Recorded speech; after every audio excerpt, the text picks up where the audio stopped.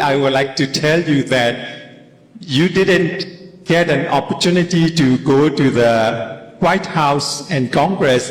In that sense, we were actually, frankly speaking, I'm glad that you didn't get to go to the White House. There are three things that if you had got a chance to go to White House, and President Trump will basically meet with you, and those people who do not like President Trump or those people who are in different parties may have misunderstood huge.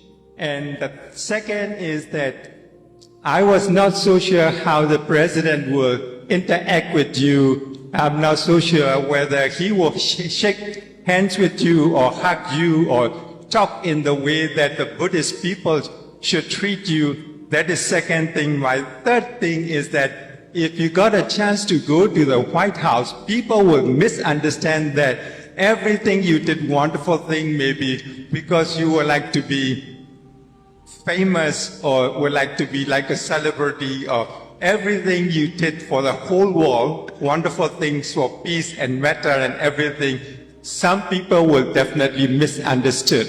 And so for that reason, I'm glad that, but you have achieved a lot. Your accomplishments far exceed your goals and objectives, and spread the word for all the people free from sufferings, physical sufferings, mental sufferings, and free from harms and hazards, plus be peaceful, healthy, and happy. For that reason, thank you so much for your devoted work and everything. Thank you, Seattle. Well, thank you so much for all those words. To me, when we pick on this journey, a lot of people already warn us that when we walk on this journey, and especially walk into the South, these are the places, the states that is not for Buddhists to walk through. And I say it's okay.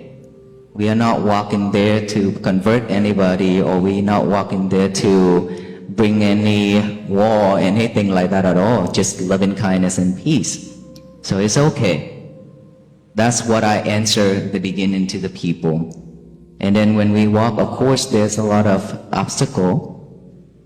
And I was thinking that because of those obstacles that also teach me, and also for me to reflect myself after all that sharing that I have talked to the people here and there, am I achieving anything? Or when things happen like that, I react, and how I deal with it and things like that. So at some point, I appreciated all those obstacles as well.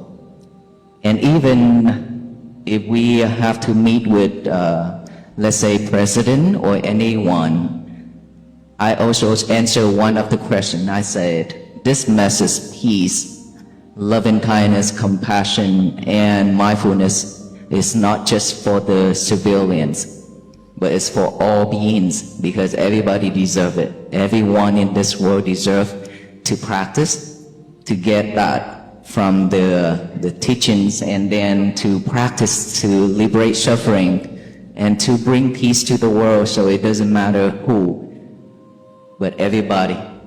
I would love to share it to everybody. We will not exclude anyone. And so everything happened for a reason. We didn't go there, and instead we go home. We went home, and then we have a lot of people come from our states and everywhere to welcome us home, which is here. It's very beautiful that way. So for me, anything, I'm happy with everything. Anything comes, I accept it. Yes. I want to thank you. When I first started watching your walk, I didn't really know what it was about, but I was curious. And then I saw every day more and more. And then I started listening to, today is going to be my peaceful day. I was confused because I was crying, but it's because I was suffering. And I didn't realize that I was suffering so much. I thought I was okay, but I wasn't. And these are not tears of sadness. This is tears of gratitude and joy. But I'm incredibly grateful for the path that I am on now, because I don't pick up my lover in the morning and look at it. I don't. And sometimes I feel guilty because I only want to look at the walk for peace. So I save it for the afternoon. And I didn't know how much I can enjoy my lunch with setting the phone down and just setting the timer instead. And to feel the wind or to hear the birds. I didn't know. And each day I write on my hands. Don't multitask. Be mindful. Breathe. Slow down, because I'm ADHD and my mind is always going. So it's too fast. But in each day, I'm changing. And at first, I was feeling like I'm not doing it right. But it's practice. It doesn't happen in a month. It takes time. And I'm incredibly grateful that I'm at the right place at the right time for this journey. And I want to thank each and every one of you. You know, I think about when my body hurts, you never showed any sadness, any pain. And it made me know that I have that strength in me somewhere. It's there. I just have to practice and learn. Like today, Kelly came up to me and told me all about a retreat. And I was thinking, I don't have the money for that. It's not money. And that's another thing. Like, I'll catch myself thinking, I'm going to need a car in 2 years. I'm not there. And I'll only say one other thing and then I'll let someone else talk. I have been suffering for 6 years. My brother and my sister both took their lives. And it was so hard. But now, I'm not letting my mind go back to 5 weeks, 19 years. I'm only practicing to keep it right here. And I fail during the day, but that's okay because I can say, start over. Today is going to be my peaceful day. When someone upsets me, I have a choice how to react. And I'm not the same person I was before I started following all of you. And I want to tell you so much. I will follow you forever wherever you go. And I love all of you. Thank you for teaching me and continuing to teach me. Thank you. Thank you.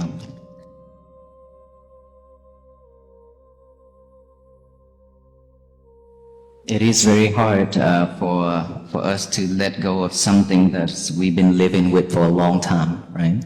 It's very difficult.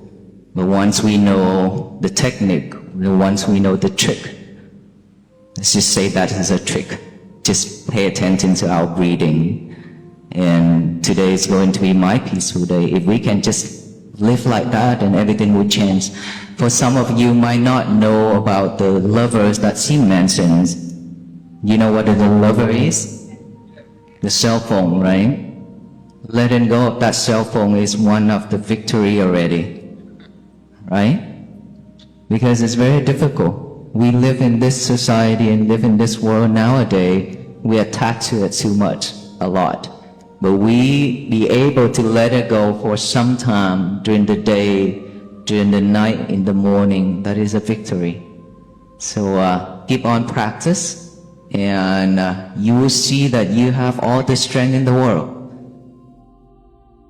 Anything could happen. It's just that if you believe in yourself, if you put a very strong determination and be patient with it, you will go there, you will get there. Okay? So don't give up and continue fighting with that wild animal inside of our head, inside of us. Keep fighting and we will get to the destination soon. And thank you so much for all those words, and I wish you were well, happy and peaceful. And then now that you have all the lovely people around you, the centers everywhere that you can come and practice. If you come here, you don't see anybody, it's fine, it's your home. Just find a peaceful place, area and sit and breathe in and breathe out. That's it, that's all we need. Okay? Yes.